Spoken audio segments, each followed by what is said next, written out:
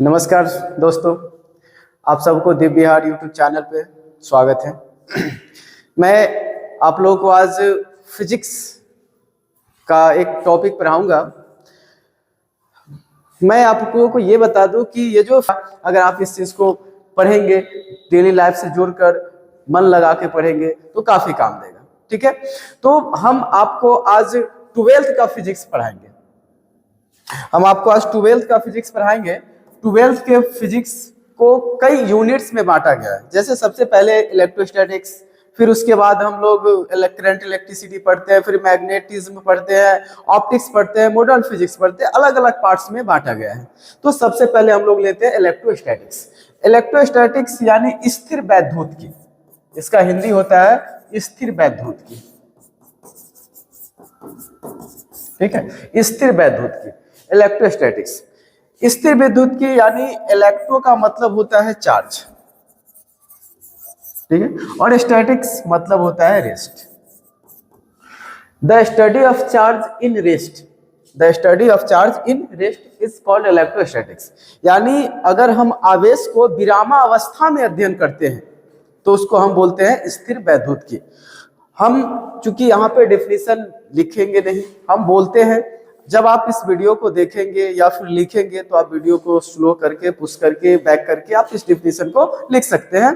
ठीक है, तो स्थिर वैद्युतिकी का परिभाषा क्या हो जाएगा कि भौतिकी की वह शाखा जिसमें हम स्थिर आवेश के बारे में अध्ययन करते हैं उसको स्थिर वैद्युतिकी कहते हैं। ठीक है, चलिए अब चूंकि हमको आवेश के बारे में अध्ययन करना है तो हम जान लेते हैं आवेश क्या होता है। ठीक है, चार्ज। तो देखिए भैया, ये जो चार्ज है ना, ये किसी भी पदार्थ का एक मौलिक गुण होता है। क्या होता है? मौलिक गुण होता है, जिसकी बदौलत यह किसी अन्य पार्टिकल पर आकर्षण या विकर्षण बल लगाता है, उसको अट्रैक्ट या रिपेल करता है। ठीक है, ये मौलिक गुण होता है चार्ज किसी पदार्थ का। आप इसका जो परमाणु स्ट्रक्चर है वो भी जानते हो, जो परमाणु सिद्धांत है चार्ज का क्या होता है। जैसे आप लोग केमिस्ट्री वगैरह में पढ़ते हैं कि कोई भी परमाणु है, अणु है, उसके जो नाभिक होते हैं, उसके नाभिक में धन आवेश के रूप में प्रोटॉन होते हैं और चारों तरफ उसके कक्षा में इलेक्ट्रॉन ऐसे घूमते रहता है जो ऋण आवेश के रूप में होता है। तो धन आवेश में प्रोटॉन और ऋण आवेश इलेक्ट्रॉन होता है जो चारों उसके कक्षा में घूमते रहता है। किसी कारणवश या फिर किसी अन्य स्रोत से ये इलेक्ट्रॉन एनर्जी ले लेते हैं और एनर्जी लेकर यहाँ से कूद जाते हैं। जैसे आप सोच सकते हैं, आप ही लोग, अगर आप में एनर्जी नहीं है तो शांति से बैठे रहेंगे, जैसे ही आप में ऊर्जा आएगा तो फिर कूदने लगेंगे। तो वैसे ही इलेक्ट्रॉन को किसी अन्य पदार्थ से एनर्जी मिलता है तो यह इस पदार्थ से निकलकर दूसरे पे चला जाता है। तो इलेक्ट्रॉन जहां से निकलता है उसको धनात्मक बना देता है और जिस पे जाता है उसको ऋणात्मक बना देता है। एक समीकरण से हम आपको समझा रहे हैं। क्लोरीन है, अगर इस पे इलेक्ट्रॉन को हम ऐड करेंगे तो ये जो इलेक्ट्रॉन है वो क्लोरीन निगेटिव हो गया, यानी इलेक्ट्रॉन जिस पदार्थ पे जाएगा उसको ऋणात्मक बना देगा। और किसी पदार्थ से निकलता है, जैसे मान लीजिए कि आप लोहा है, यहाँ से इलेक्ट्रॉन निकल गया तो इसको धनात्मक बना देगा। तो ये गुण होता है इसका कि कोई भी पदार्थ है उसके नाभिक में प्रोटॉन रहेंगे, इलेक्ट्रॉन उसके चारों ओर ऋण आवेश के रूप में है जो घूमते रहता है। किसी अन्य स्रोत से या किसी प्रकार उसको ऊर्जा मिल जाए तो वह उससे निकल जाता है। अगर निकल गया तो उस पदार्थ को धनात्मक बना देगा और जिस पे जाएगा उसको वो ऋणात्मक बना देगा। तो ये आवेश का प्रॉपर्टीज होता है। अब आवेश कितने प्रकार के होते हैं तो आप लोग को पता है कि आवेश दो प्रकार के होते हैं। एक होते हैं यानी टाइप ऑफ चार्ज,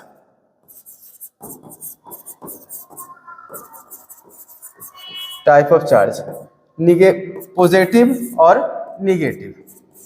ठीक है, ये निगेटिव और पॉजिटिव जो चार्ज होते हैं, एक परंपरा के अनुसार ऐसा बताया जाता है कि अगर रेशम के कपड़े को, ये मान लीजिए कि रेशम का कपड़ा है,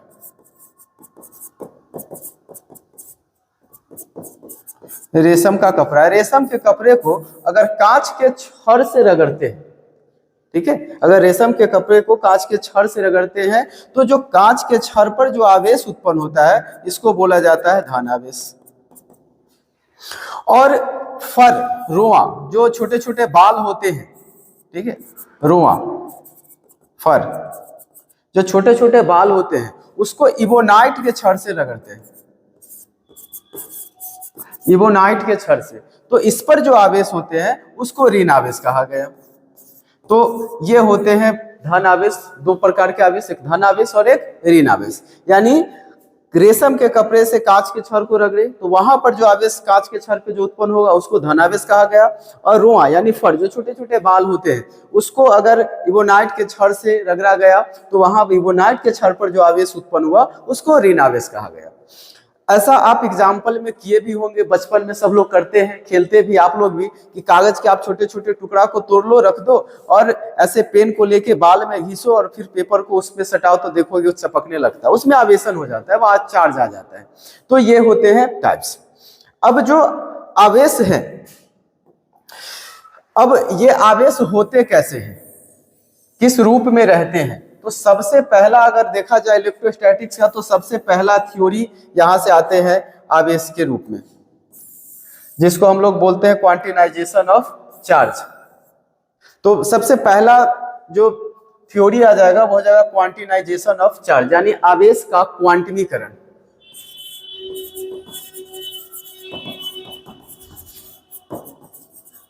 क्वांटिनाइजेशन ऑफ चार्ज, आवेश का क्वांटमीकरण, ये सबसे पहला थ्योरी आप इलेक्ट्रोस्टैटिक्स का बोल सकते हैं, बड़ी ही इंपॉर्टेंट थ्योरी है। इसमें होता क्या है क्वांटिनाइजेशन ऑफ चार्ज में? तो एक चीज फिर मैं आप लोगों को बता रहा हूं कि जैसे आप लोग इलेक्ट्रॉनिक्स विन्यास पढ़े होंगे, ठीक है, तो उसमें देखते हैं कि जो इलेक्ट्रॉन होते हैं वो पैकेट के रूप में होता है, 2 इलेक्ट्रॉन फिर 8 इलेक्ट्रॉन, 2 इलेक्ट्रॉन फिर 8 इलेक्ट्रॉन, इस प्रकार होते हैं। तो कोई भी जो पदार्थ होते हैं उस पदार्थ पर इलेक्ट्रॉन छोटे छोटे असंतत पैकेट के रूप में होते हैं, छोटे छोटे असंतत, असंतत मतलब डिसकंटिन्यूअस, अलग अलग, ठीक है। संतत का मतलब होता है कंटिन्यूअस, लगातार, और असंतत मतलब डिसकंटिन्यूअस। तो छोटे छोटे पैकेट के रूप में होते हैं, यानी आप बोल सकते हैं छोटे छोटे समूह के रूप में होते हैं। और उसी छोटे छोटे समूह के रूप में होना आवेश का क्वांटमीकरण कहलाता है, ठीक है। यानी आवेश का छोटे छोटे असंतत पैकेट के रूप में होना आवेश का क्वांटमीकरण कहलाता है। यह होता है डिफिनीशन। अगर आप इसको मैथमेटिकली समझे तो कोई भी पदार्थ है उस पर जो टोटल आवेश होता है वह मौलिक आवेश जो इलेक्ट्रॉन है, जिसको मौलिक आवेश बोलते हैं, वो इलेक्ट्रॉन यानी मौलिक आवेश का पूर्णांक गुणज होता है। ये this is the most important formula. यानी कोई भी पदार्थ है उस पदार्थ पे टोटल चार्ज कितना हो जाएगा, तो मौलिक आवेश यानी इलेक्ट्रॉन का पूर्णांक गुणज, जहां पे पूर्णांक गुणज यानी n का वैल्यू जो रहेगा वो 1 2 3 यानी इसका पूरा पूरा मान संभव है, ठीक है। आपको पता है इलेक्ट्रॉन का वैल्यू, तो इलेक्ट्रॉन का वैल्यू होता है 1.6 × 10⁻⁻19 कूलम, ठीक है। यानी कोई भी पदार्थ है तो उस पदार्थ पर जो चार्ज होगा वो 1 प्लस माइनस में, चूंकि प्लस, जैसे हम आपको बताएं कि इलेक्ट्रॉन अगर हट रहा है तो उसको धनात्मक बना दिया, जुट रहा है तो उसको ऋणात्मक बना दिया, इसीलिए प्लस माइनस। तो कोई भी पदार्थ उस पर इलेक्ट्रॉन 1e हो सकता है, 2e हो सकता है, 3e हो सकता है, 4e हो सकता है, ये संभव है। लेकिन आवेश जो है वह 1.2e 1.3e 1.7e यानी दशमलव के रूप में संभव नहीं है, ठीक है। अब कई बार ऐसे ऑब्जेक्टिव क्वेश्चन आते हैं कि आपको वैल्यू दे दिया जाएगा, जैसे ये दे दिया गया कि 3.2 × 10⁻⁻19 कूलम, और बोल दिया गया कि ये संभव है या नहीं। तो ऐसे नहीं देख लेंगे कि 3.2 है तो दशमलव में है बोल देंगे संभव नहीं, नहीं भाई, आपको ध्यान देना पड़ेगा यहाँ पे, क्योंकि हम बता क्या रहे हैं कि जो आवेश होता है वो E का पूर्णांक गुणज है, यानी 1e 2e 3e ये संभव है। हमने ये नहीं कहा कि 3.2 4.2 जो वैल्यू है वो संभव नहीं है। तो आपको देखना है E से हमको भाग देना है, ठीक है। यानी इसमें हम भाग देंगे 1.6 × 10⁻⁻19 से। आप देखिए इससे ये कट जाएगा, इससे ये कट जाएगा 2 बार में, यानी ये वैल्यू 2 टाइम्स आ गया ना, तो ये संभव है, ठीक है, ये संभव है। उसी प्रकार मान लीजिए आपको कि ये 4.8 × 10⁻⁻19 ये संभव है कि नहीं, तो फिर आप इसमें भाग दीजिए, 1.6 इंटू 10⁻⁻19 से, ये इससे पूरा 3 बार में कट जाएगा, तो ये संभव है। अगर यही क्वेश्चन को मैं फिर से आपको बताऊं कि 4.8 इंटू 10⁻⁻18 ये संभव है कि नहीं, अब भाग दीजिए 1.6 इंटू 10⁻⁻19 से, तो ये कटेगा इससे 3 बार में, और ये -19 ऊपर जाएगा तो +19 हो जाएगा, तो 3 इंटू 10⁻⁻1 बचेगा, तो ये हो जाएगा 0.3, तो ये 0.3 जो कि संभव नहीं है। तो जो भी क्वेश्चन अगर आपको ऑब्जेक्टिव में इस टाइप का दिख रहा है तो आप वहां पे तुक्का नहीं लगाएंगे, डायरेक्ट हम पहला दशमलव ये पावर से पहला वाला फंक्शन देखकर नहीं बताएंगे। हम क्या करेंगे, हम उस चीज को 1.6 इंटू 10⁻⁻19 से भाग देंगे, और पूरा पूरा वैल्यू आ जाए तो संभव है, और नहीं आए तो संभव नहीं है। प्रत्येक बार ऐसा ऑब्जेक्टिव क्वेश्चन आपको देखने को 1-2 मिल जाता है। ठीक है, तो चलिए अब हम इससे आगे देखते हैं। जो आवेश है, इस आवेश का एसआई मात्रक क्या होता है, इसका डायमेंशन क्या होता है, इसका यूनिट क्या होता है, ये सब चीज हम देखते हैं। चूंकि फिजिक्स एक ऐसा सब्जेक्ट है जिसमें आप कहीं पे भी जाइए, यूनिट डायमेंशन आपको कहीं पे छोड़ने वाला नहीं, हर जगह पूछेगा ही पूछेगा। बोर्ड के एग्जाम अगर दे रहे हैं 12th का, तो आपको निश्चित है कि 5-7 क्वेश्चन जो है यूनिट डायमेंशन से आ ही जाएगा। तो हम लोग यहाँ पे भी चार्ज पढ़े, चार्ज का एसआई मात्रक, तो आवेश का यानी चार्ज का एसआई मात्रक होता है कूलम। ठीक है, क्या होता है, कूलम। अब ये कूलम कैसे आता है मैं आपको बता दूं कि आप 10th में पढ़े होंगे ओम का नियम। ठीक है, ओम के नियम में जो आई होता है वो आई का वैल्यू होता है Q/T। ठीक है, यानी आवेश की प्रवाह को धारा कहते हैं। जब हम इस चैप्टर में चलेंगे तो वहां पे इसको विशेष मतलब पढ़ेंगे, अभी बस यूनिट के लिए जान लेते हैं। यहाँ से Q बराबर हो जाएगा I × T। अब इसमें जो I है वो है धारा, जिसको बोलते हैं मूल भौतिक राशि, फिजिकल फंडामेंटल फिजिकल क्वांटिटी, और ये जो T है समय, ये भी मूल भौतिक राशि, फंडामेंटल फिजिकल क्वांटिटी। तो इसका एसआई मात्रक एम्पियर और इसका एसआई मात्रक होता है आवर। तो इस एम्पियर आवर को ही कूलम कहा जाता है। तो आवेश का एसआई मात्रक कूलम होता है, और ये कूलम कहाँ से आया, तो इस एम्पियर आवर से। तो आपको ये भी पूछेगा कि एम्पियर आवर किसका मात्रक है, तो ये भी भैया आवेश का ही एसआई मात्रक है। ठीक है, एम्पियर आवर, एम्पियर सेकेंड, क्योंकि टाइम का एसआई मात्रक सेकेंड होता है, आवर चूंकि हम लोग देखते हैं, तो जो एम्पियर सेकेंड है ये भी आवेश का मात्रक है। कई बार बैटरी का क्षमता पूछ लेता है कि बैटरी को किस चीज में मापा जाता है, बैटरी को क्षमता को किस चीज में मापा जाता है, तो आप ध्यान देंगे बैटरी की क्षमता को एम्पियर आवर में मापा जाता है। आप मोबाइल वगैरह खरीदते हैं तो जरूर देखते होइएगा कि बैटरी भाई कितने वोल्ट का है, मतलब बैटरी का कैपेसिटी क्या है, तो उस पर लिखा हुआ रहता है 4000 mAh, 6000 mAh, 1500 mAh। तो आप जितना ज्यादा देखते हैं उतना वैल्यू, यानी बैटरी की जो होती है वो आवेशन की कैपेसिटी होती है, कितना आवेश को अपने अंदर स्टोर कर रहा है, तो वो mAh उसके पीछे लगा होता है। ठीक है, लेकिन AH यही रहता है एम्पियर आवर का। ठीक है, तो ये होता है इसका एसआई मात्रक, जिसको हम कूलम कहते हैं, ये एम्पियर सेकेंड। अब इसका डायमेंशन, तो इसका डायमेंशन भी हम यही से देखेंगे। ठीक है, यानी Q बराबर I/T। तो I का A होता है डायमेंशन, और टाइम का होता है T, तो AT ये हो जाएगा आवेश का डायमेंशन, या फिर IT, क्योंकि धारा का डायमेंशन I भी होता है, तो AT या फिर IT ये हो जाएगा आवेश का डायमेंशन। यानी इसका ऐसा मात्रक कूलम, डायमेंशन AT, और एक अन्य मात्रक में हम एम्पियर सेकेंड, एम्पियर आवर को भी ध्यान में रखेंगे। ठीक है, तो ये था क्वांटिनाइजेशन of charge.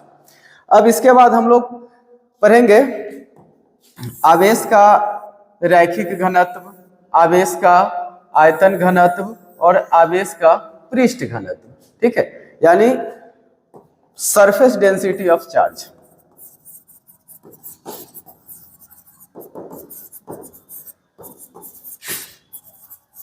Surface density of charge, आवेश का पृष्ठ घनत्व। तो आवेश का पृष्ठ घनत्व क्या होता है, मान लीजिए कि कोई पदार्थ है, कोई शेप हम ले लेते हैं, जैसे मान लीजिए कि हम ये ले लिए,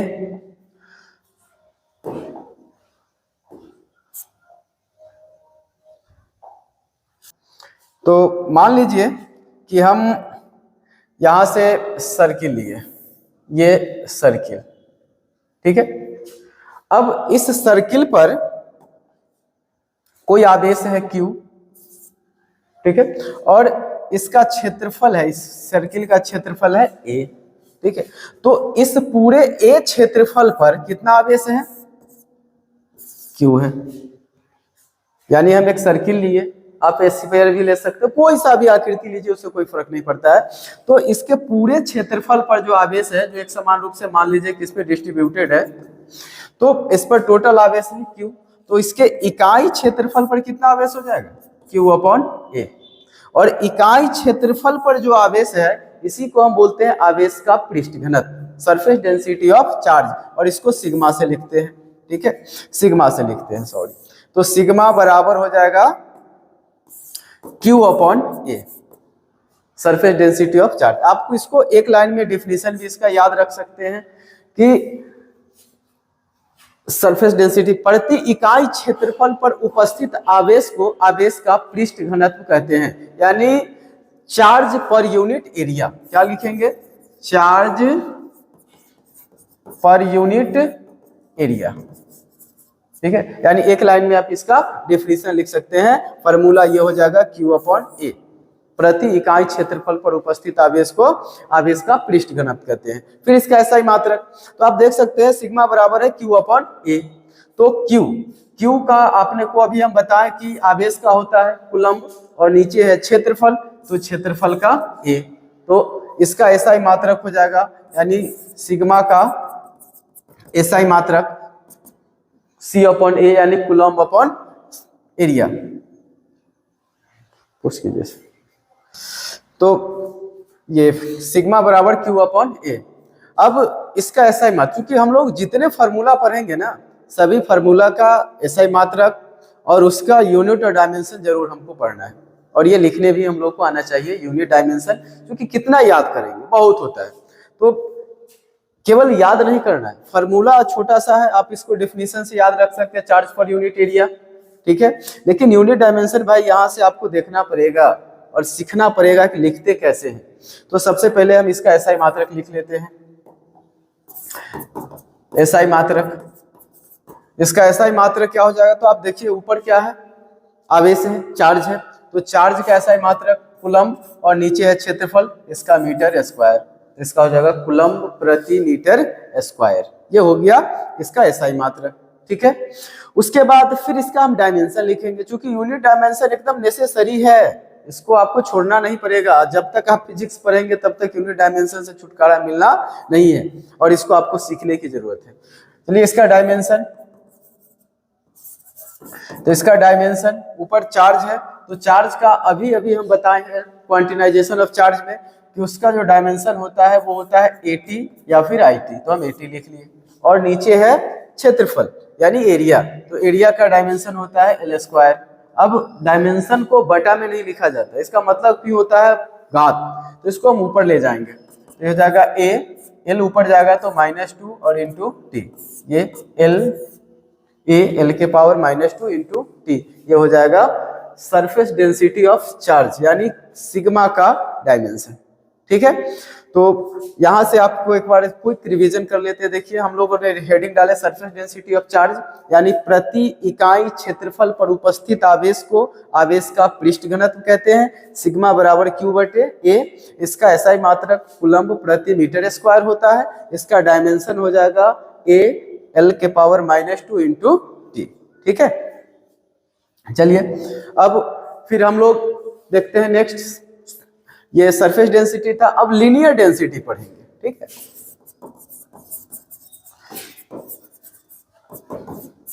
linear density of charge,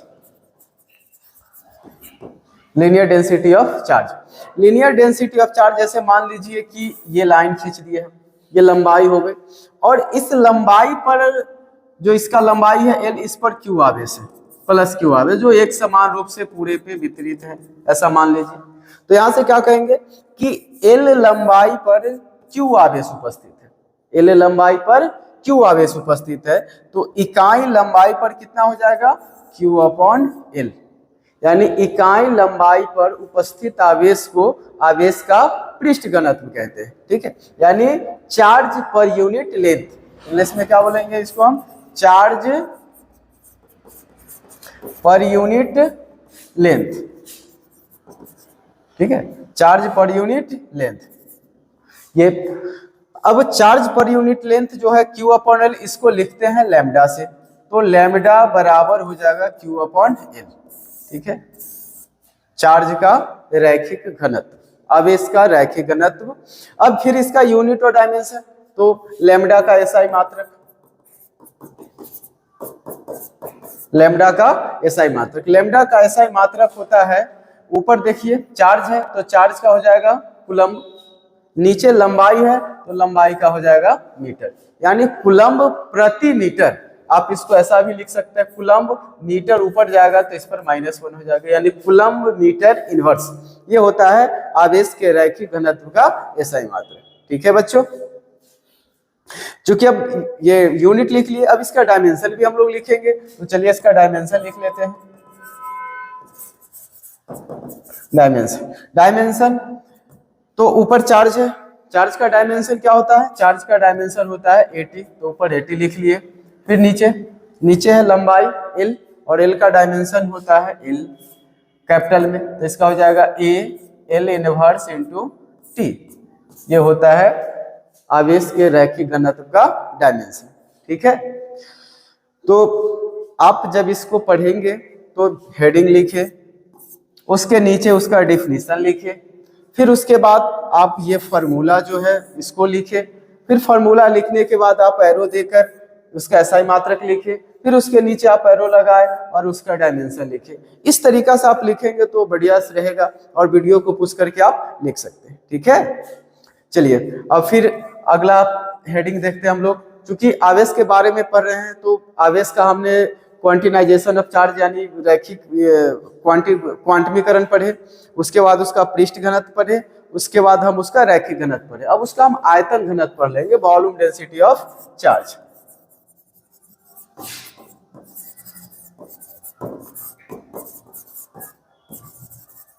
volume density of charge, ठीक है। यानी मान लीजिए कि कोई स्फीयर है ये, और इस स्फीयर का आयतन है v, ठीक है, गोला है, गोला का आयतन है v, और इस पर है q आवेश, ठीक है। तो भाई साहब इसके v आयतन पर कितना आवेश है, q आवेश है, ठीक है। तो v आयतन पर q आवेश है तो इकाई आयतन पर कितना हो जाएगा, q अपॉन v, और इसी को यानी इकाई आयतन पर उपस्थित आवेश को हम बोलते हैं आवेश का आयतन घनत्व, ठीक है, और इसको लिखते हैं रो से, तो रो बराबर हो जाएगा q अपॉन v, ये एकदम सिंपल सा, ठीक है। अब इसको आप इंग्लिश में भी इसका डेफिनेशन आप याद रख सकते हैं, जैसे सभी में हम लोग लिखे वैसे ही, यानी जैसे पृष्ठ घनत्व में लिखे चार्ज पर यूनिट एरिया, रैखिक में लिखे चार्ज पर यूनिट लेंथ, वैसे यहाँ पे लिखेंगे charge per unit, charge per unit volume, ठीक है। ये अब जब ये लिख लिए, अब फिर इसके बाद क्या करेंगे, हम इसका एसआई मात्रक जानेंगे, ठीक है।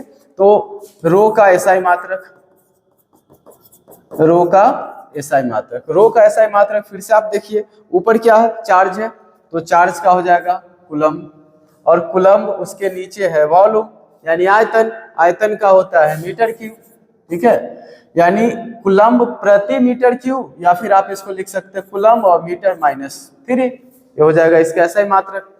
फिर उसके नीचे इसका हम डायमेंशन लिख लेंगे, ठीक है, डायमेंशन, तो ऊपर है चार्ज यानी आवेश, आवेश का 80, और नीचे आयतन है, आयतन का LQ ये होता है, तो इसका हो जाएगा A L-3 इंटू T, ये हो जाएगा इसका बीमा डायमेंशन, ठीक है। तो ये था आवेश का वॉल्यूम डेंसिटी। ठीक है, तो इन सभी पे आपको बहुत सारे क्वेश्चंस बनाने को मिलेंगे, यूनिट डायमेंशन भी रहेंगे। हम आगे के क्लास में आपको इससे संबंधित क्वेश्चंस भी कराएंगे। यूनिट डायमेंशन, अगर आपको यूनिट में बाय द वे परेशानी हो रही है, अगर आप नहीं लिख पा रहे हैं कि यूनिट कैसे लिखते हैं, ये 80 कहाँ से ले आते हैं, एल कहाँ से ले आते हैं, तो आप हमको कमेंट करेंगे। हम नेक्स्ट वीडियो में आपको एक यूनिट का भी एक स्पेशल वीडियो बता देंगे, जिसमें आपको सिखा देंगे कि यूनिट लिखते कैसे। अगर आप एक बार देखेंगे तो आपको सब दिन के लिए याद रह जाएगा। ठीक है, तो आज के लिए बस इतना ही। धन्यवाद।